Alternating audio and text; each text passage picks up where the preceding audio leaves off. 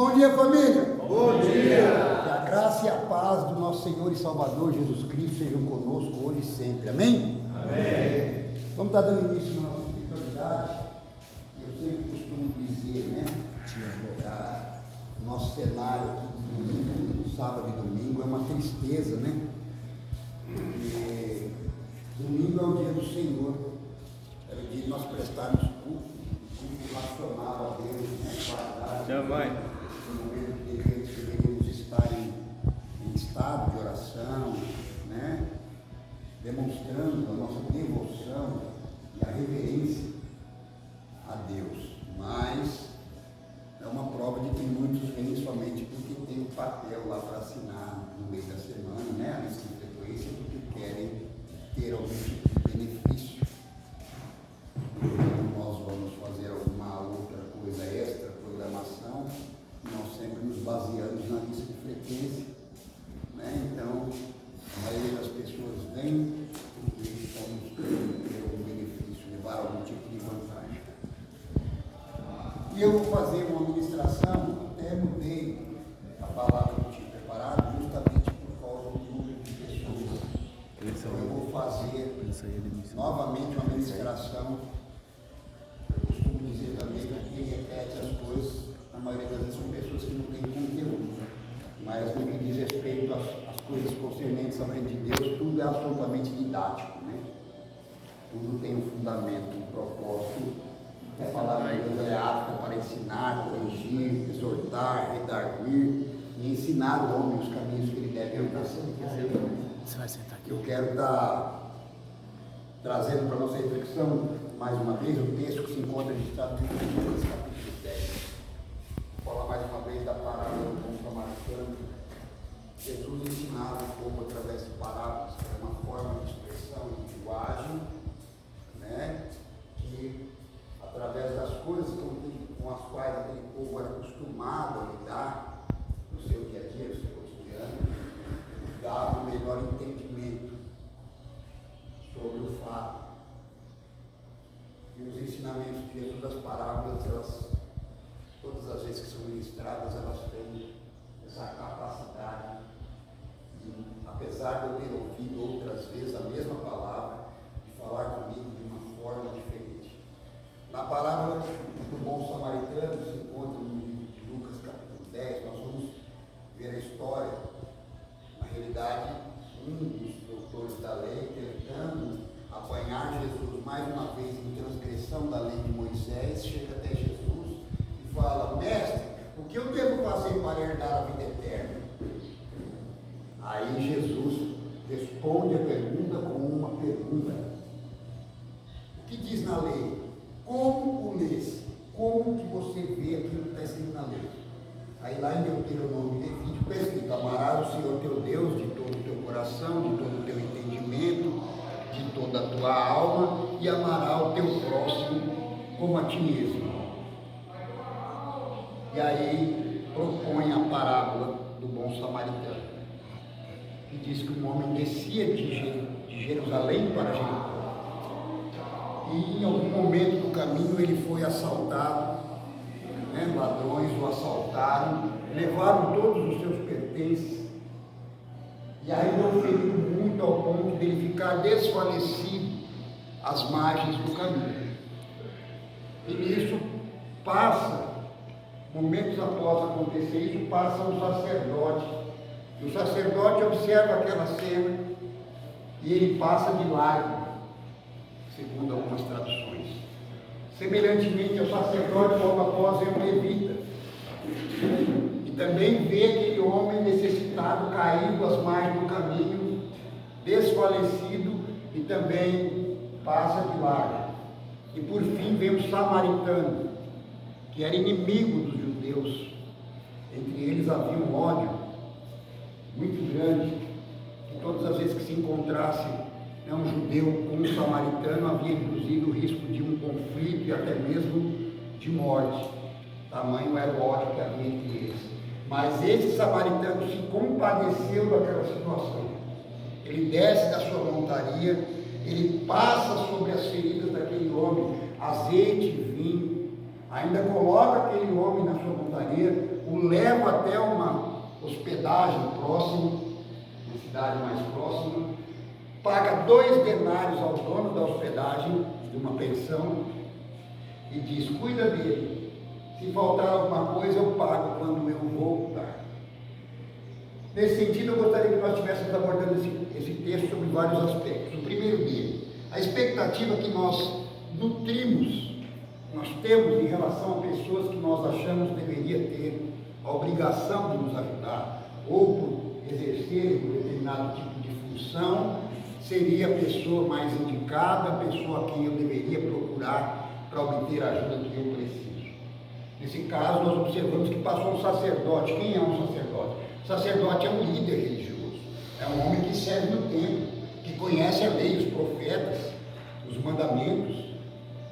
Ele deveria, por função, por profissão, por conhecimento da lei dos profetas, ser a primeira pessoa a ajudar aquele homem que estava às margens do caminho. Mas ele não fez isso.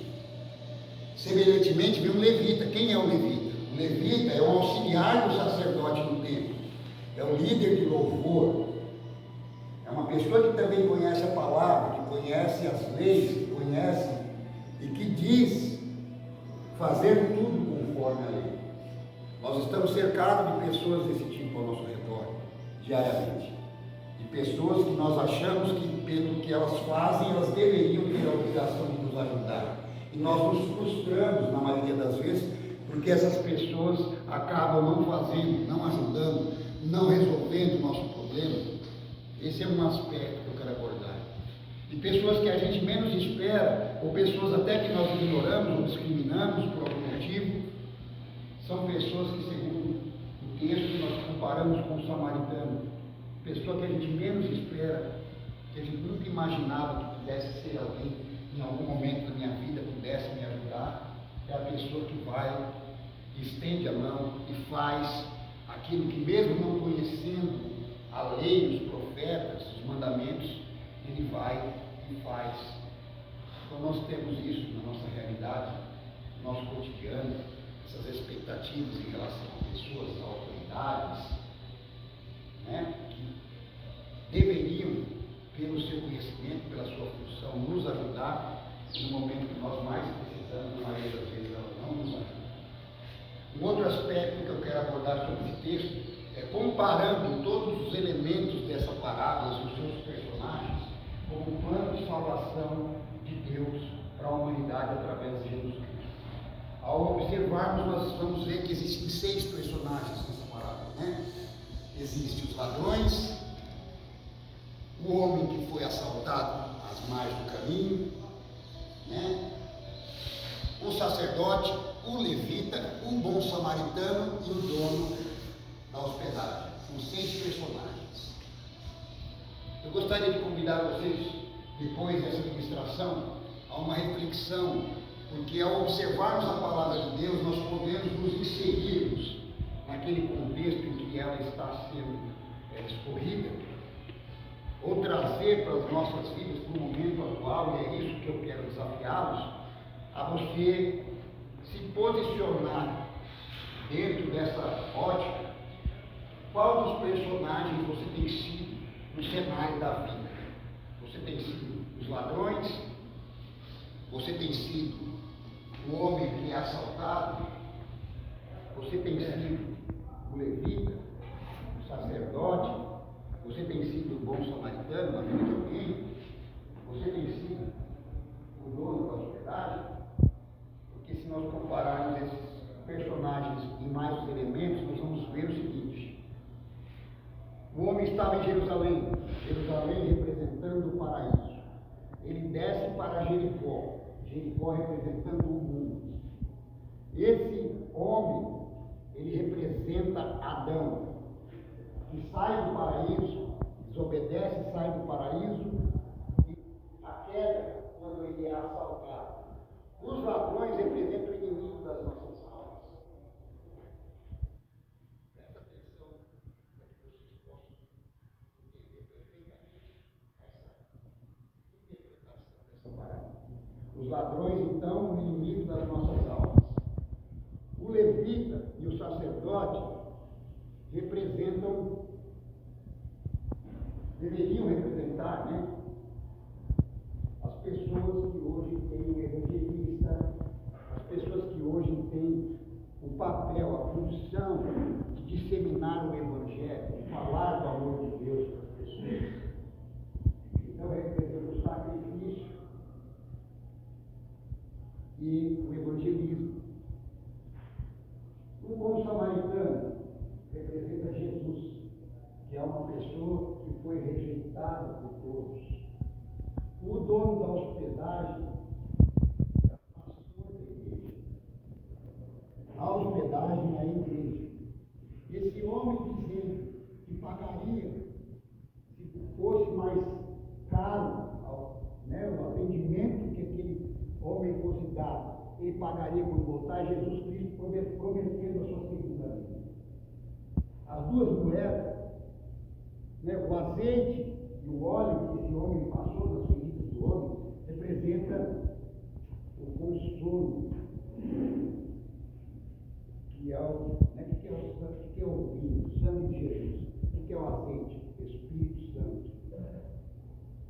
Então, ao compararmos os elementos dessa parábola, nós podemos observar sobre essa ótica que ele está falando do plano de salvação de Deus através de Jesus Cristo para a humanidade.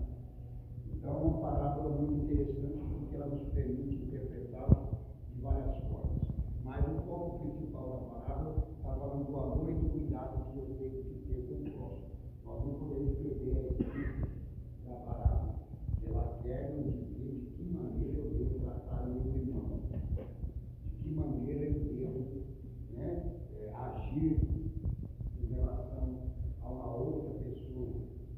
Porque, conforme eu disse no Deuteronômio, Levítico fala: amarás o Senhor teu Deus de todo o teu coração, de todo o seu entendimento, de todas as vossas forças, de toda a vossa alma, e ao próximo como a ti mesmo.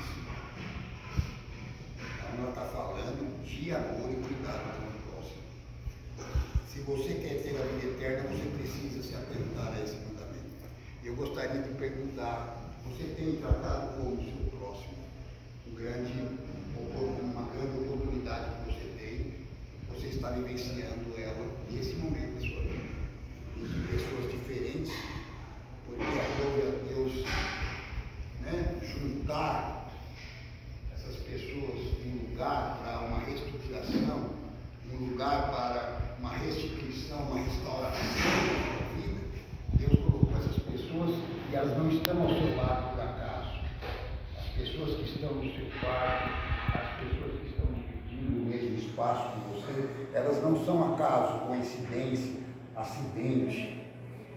São pessoas absolutamente e minuciosamente preparadas por Deus para estar ao seu lado nesse momento. Aquele que tem deficiência mental, aquele que tem deficiência física, aquele que tem deficiência intelectual, aquele que tem deficiência emocional. Todos esses são pessoas que Deus colocou dentro do seu plano, ao seu lado, para trabalhar, para tratar com você. Louvado seja o nome santo de Jesus. Olha isso aqui, porque quando eu falo da presença de Deus, eu falo disso aqui, ó. Quando o Espírito Santo testifica aquilo que nós estamos falando. Eu gostaria que você guardasse bem sério isso na sua mente, no seu coração. Não tem ninguém do seu lado, nesse lugar, que não tenha sido absolutamente preparado por Deus, porque através da vida dessa pessoa, Deus quer ensinar algo para você. E Ele observa isso com cuidado com o que você tem.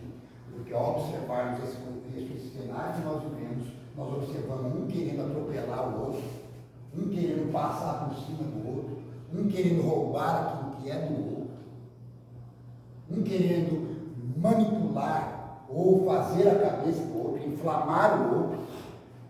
Toma cuidado, porque a Bíblia diz que tem 6 coisas que aborrecem a Deus, mas uma delas Ele abomina. E infelizmente essa coisa que Deus abomina, nós estamos cheios delas aqui. O semeador de contendas, aquela pessoa que tem como função, né, como nós costumamos dizer aqui, quando o inimigo não vem, ele manda o secretário, né? Os secretários do inimigo. A legião. São secretários do inimigo que estão no nosso meio, semeando a discórdia entre os irmãos, para justamente impedir que você receba de Deus aquilo que Ele tem reservado para você durante o tempo que você está aqui, nesse processo que você se encontra aqui, que nós sabemos ser doloroso, porque está tirando você da sua privacidade, tirando você do seu espaço, tirando você, né, do ambiente que você julga sendo um ambiente confortável para você, que é a sua casa, logicamente, o seu quarto, a sua cama, a sua televisão é o seu ambiente. Porém, para que você pudesse perceber o quanto você está se destruindo dentro desse ambiente que você considera ser o ambiente ideal para a sua vida, você tem que sair desse ambiente, vir para um ambiente como esse, um ambiente onde você tem que dividir tudo, onde você tem que compartilhar o espaço que você está vivendo, muitas vezes até as coisas que você tem, como por exemplo as coisas de cantina que eu vejo o pessoal aí, né, compartilhando. Então você está aqui para você aprender algo. E não tem ninguém que seja insignificante nesse contexto. Não tem ninguém que eu possa dizer, olha, o que esse camarada pode acrescentar na minha vida? O que esse camarada pode acrescentar na minha vida? Porque se você observar o mundo e as coisas espirituais e saber discernir, você vai entender que cada um desses personagens que estão aqui são absolutamente preparados por Deus. Tem aqueles que você não gosta, tem aqueles que você tem mais afinidade, tem aqueles que é loirinho, mais bonitinho, moreninho, tem para todos os. Deus colocou todos nós aqui para trabalhar de uma forma que eu costumo dizer também, de uma forma personalizada, porque essa é a forma que Deus trabalha na vida de cada um de nós, olha o termo disso, de forma personalizada. Não é acaso, não é coincidência, tire isso da sua cabeça. Eu não deveria estar aqui, é um acidente eu estar aqui, foi um engano eu estar aqui, isso não existe. Você está aqui porque Deus resolveu dar mais uma oportunidade para a sua vida, uma oportunidade que acredito até que muitos gostariam de ter e não têm, e acabam tendo as suas vidas ceifadas lá fora. Mas você está tendo a oportunidade, e muitos aqui inclusive nem é a primeira vez. Mas eu quero racionalizar tudo, então eu quero fazer as pessoas acreditarem que a minha estadia por esse tempo neste lugar é um erro. É um erro da natureza, é um erro de Deus, é um erro da mãe, é um erro do pai, e talvez até um erro meu mesmo, quando eu pedi ajuda do meu pai, da minha mãe, seja lá para quem for. Vocês estão compreendendo a profundidade, a essência do que é espiritual? Quando você começar a olhar para o seu companheiro do lado, olha para o lado aí, olha todo mundo para o lado, e você entender que desse do seu lado, você é humano, feito à imagem e à semelhança de Deus, assim como você, e é dessa maneira que Deus quer que você olhe para o seu companheiro, não se atentando para a aparência, assim como quando Deus mandou Samuel e ungir o sucessor do trono de Israel, falou, não atente para a aparência dele, porque eu tenho rejeitado, porque o homem vê aquilo que está diante dos olhos, mas eu vejo aquilo que está no coração. Uou! Isso é, nem eu imaginei, porque eu trouxe uma palavra que eu ia ministrar, repetindo para não deixar de ministrar uma palavra que eu tinha preparado, pela quantidade de pessoas, mas eu acho que era isso que Deus queria que eu falasse mesmo. Glória a Deus. Glória a Deus. Quem está do seu lado não é qualquer um, não. Quem está do seu lado não é alguém que tem uma limitação física, uma limitação emocional, uma limitação mental, né? Quem está do seu lado é a imagem e semelhança do Criador. Que os mesmos direitos que você tem, ele tem. Porque Deus não faz acepção de pessoas. E talvez você se surpreenda, né? No dia do juízo, quando está escrito lá na palavra Eclesiastes, né? Porque homem, de Deus não se zomba. Aquilo que o homem semear também colherá. Essa é uma. Mas eu vou reforçar essa uma palavra. Está chorando porque é gostoso ouvir a palavra de Deus, irmão. Porque a palavra de Deus, ela tem que fazer, mexer com você por dentro. Ela tem que fazer algo em você, ela tem que produzir, não é uma palavra qualquer. O ser humano que está ministrando é só um mensageiro pecador, não olha para mim não, olha para a mensagem. A mensagem está dizendo que eu e você somos absolutamente iguais diante da presença de Deus. Que a única diferença que tem entre eu e você é o que está aqui dentro do meu coração e do seu. Se o seu coração for mal, a palavra de Deus fala, os olhos são a candeia do corpo. Se os seus olhos forem bons, todo o seu corpo será luminoso. Então, se você olhar o seu companheiro com bons olhos, todo o seu corpo será luminoso. Porém, se a luz que há em ti são trevas, se esses olhos que você pensa que são bons forem trevas, quão grandes trevas serão? E aí lá você vai Eclesiastes, eu penso nisso, naquele dia, assim, Eclesiastes está escrito assim, porque Deus trará juízo todas as obras. Em suma, o sábio Salomão falando no final do livro de Eclesiastes de todas as suas experiências, porque ele aplicou toda a sua vida a entender o pouco de tempo que o homem vivia debaixo do céu. E ele experimentou de tudo, ele fez tudo conforme você pode observar ao livro de Eclesiastes, que para todas as coisas há um tempo, que tudo é vaidade. Você vai ler lá, eu não preciso falar tudo também. Vai ler, porque ele despertar a interesse em você em ler a palavra de Deus. Aí você vai observar lá no livro de Eclesiastes, capítulo 12, que é o último capítulo do livro de Eclesiastes, que está escrito assim, em suma, de tudo que tem visto e ouvido, teme a Deus e obedeça os seus mandamentos, porque Deus trará juízo todas as obras, tanto as que forem boas quanto as que forem más. Aí chegar nesse dia,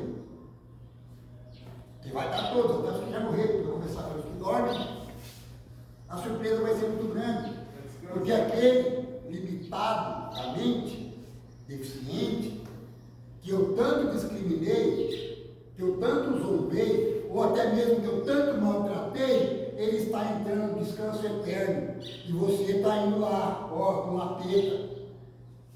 Vocês estão entendendo? Aquele deficiente físico, graças a Deus o Luiz Fernando é bem resolvido em relação a isso, né? Ele até faz as próprias brincadeiras, mas vamos supor que nem todas as pessoas olhem para o Luiz Fernando com essa visão, né? O cara é um aleijado, o cara é coxo, o cara é isso. Eu estou citando, tá? Eu sei que isso é só para uma finalidade terapêutica, espiritual, didática, seja lá conforme você conseguir compreender. Estou dizendo assim, mas aí quando chega naquele dia, eu vejo o deficiente, o aleijado, o coxo, do lado do papai, com acesso ao trono da graça, a ser participante da glória eterna com Jesus. E você que se achou tanto bambambam, porque você tem duas pernas, porque você tem dois braços, porque você faz academia bombadão, porque você tem dinheiro, porque você tem fama, porque você tem prestígio, ou seja lá o que for que você tem, sabe para onde você vai? Queimar! Glória! E a cajadada tem. Todo dia tem uma cajadada abençoada para a nossa vida. O importante é você entender e enxergar, irmão. Comece a olhar para o seu semelhante de uma forma diferente. Comece a tentar olhar para o seu irmão que está do seu lado e ver que ele é uma ferramenta de Deus na sua vida. Porque Deus quer, através da vida dele, abençoar a sua. Na hora que você começar a perceber esse contexto, esse ambiente, esse cenário que nós vivemos, sobre essa ótica, certamente você vai tornar mais tranquila a sua estadia aqui, mais harmoniosa, até mesmo mais gostosa. Porque você vai entender que você está aprendendo com a outra pessoa. No mínimo, eu devo aprender com o outro aquilo que eu não quero que aconteça comigo. Oh, aleluia! Deu para entender? No mínimo, o que eu aprendo com o meu companheiro é algo que eu não quero que aconteça na minha vida. No mínimo. Então, essa é a nossa palavra de hoje. Eu acho que já não tem mais complemento, porque isso é um tapa de luva de penica de Deus para nós. Glória a Deus. Porque Deus não pune ninguém, não. Tá? Deus corrige em amor. Essa é uma correção que Deus está nos trazendo através da sua palavra, para que você aplique também, porque se você sair daqui do mesmo jeito que você entrou, Deus jamais reuniu um povo para despedir esse povo de uma vazio. Mas você pode sair vazio porque o seu coração está fechado para as portas para não receber. Eis que estou à porta e bato, porque existe uma condição, né? É bíblico. Eis que estou à porta e bato. Apocalipse 3, versículo 20. Se alguém ouvir a minha voz, que é essa voz que está sendo transmitida na mensagem bíblica, não só sou mensageiro, mas se alguém ouvir a minha voz e abrir a porta, eu entrarei em sua casa. Sua casa representa tudo que é seu, sua vida, seu casamento, suas finanças, seus filhos, sua vida profissional, sua vida emocional, sua vida financeira. Eu entrarei em sua casa e cearei com ele. Cear quer dizer ter intimidade. Para o judeu, cear, por isso que Jesus escandalizava aquele povo quando se assentava na roda com o cobrador do imposto, com pecadores, porque cear é algo até hoje para o judeu. Para você ter uma ideia, o judeu leva tão a sério essa questão que toda mesa de um judeu, ela tem uma cadeira vazia, sabia? Você sabe para quem que é? Aguardando a vinda de Elias, do profeta Elias. Na casa de um judeu, se você entra na casa de um judeu, você vai ver que nos momentos de ceia, nos momentos de refeição, sempre tem uma cadeira vazia. Essa cadeira é para Elias. Tamanha é a importância que esse povo dá à ceia, à refeição, a esse ajuntamento. Então Jesus escandalizava, mas esse versículo em Apocalipse 3:20, ele está dizendo que se você abrir a porta do seu coração, da sua vida para ele entrar, ele vai sentar com você e vai cear com você, vai ter intimidade, comunhão com você. Você vai ouvir a voz do Papai dizer, glória a Deus, você vai ouvir Jesus, nosso Salvador, falando com você. Filho amado, eu amo você, eu dei minha vida por você na cruz. Eu fui todo dilacerado, eu fui esmagado pelas minhas pisaduras, pelas minhas feridas, eu salvei você. Qual o valor que você tem dado nisso? Ou você tem que tornar bem vão cada dia? Porque cada vez que você comete um pecadinho, por menor que seja, é mais uma açoite que você está dando. Oh, misericórdia, Jesus. Cada vez que eu peco, você peca, é como se nós estivéssemos mais uma vez sacrificando Jesus. Nesse sentido, eu gostaria que nós estivéssemos meditando das coisas. Mas Jesus Cristo é um exemplo que vai ter pecado e vai lá para o inferno. Jesus Cristo pode arrebatar ele se ele não perder, né? Eu não quero entrar em assuntos polêmicos, mas uma vez o camarada, Deus é poderoso para fazer qualquer coisa, mas a palavra diz que só tem 2 lugares para você ir. Se você for para lá, você não vai para lá. Não tem questionamento. Por isso que aprove a Deus que nós escolhêssemos esse lugar enquanto nós estamos vivos aqui. Mas isso é importante, que todas as decisões da minha vida eu tenho que tomar enquanto eu estou nessa vida aqui. Com quem que eu quero ir?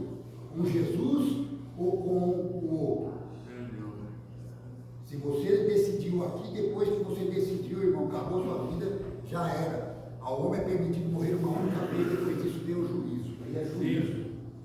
Amém? Amém. Eu quero colocar as mãos na terra para nós orar. Colocar um louvor para nós ouvirmos. Você é um espelho que reflete a imagem do Senhor. Mas não é só você não, tá? É você, todos nós. Raridade que todos conhecem. Você é um espírito que reflete a imagem do Senhor. Refletir a imagem do Senhor e abençoar a vida do outro. Reflete, né? Faz isso, abençoa a vida do outro. Mas você é uma raridade, você é uma raridade, você é. Todos. Quando eu pensar dessa forma, que eu sou a imagem e semelhança que meu irmão também é, talvez a gente tenha um ambiente melhor. Talvez, não tenho certeza disso, para nós vivermos. E cada um de vocês conseguir muito mais aquilo que vocês vieram buscar, se é que vieram buscar. Vocês estão compreendendo? Quero convidar os irmãos para curvar a cabeça, fechar os olhos. Senhor, nosso Deus e nosso Pai, é no nome poderoso do nosso Senhor e Salvador Jesus Cristo, na total e completa dependência do Divino Espírito Santo, e mais uma vez eu peço permissão para, juntamente com meus irmãos, adentrarmos a tua gloriosa presença, te louvando, te agradecendo, te bendizendo, pelo dom da vida, pelo ar que nós respiramos, pelo despertar de mais um dia, pelas tuas provisões que são completas para hoje, e pela salvação mediante o sacrifício perfeito do Senhor Jesus na cruz do Calvário por nós.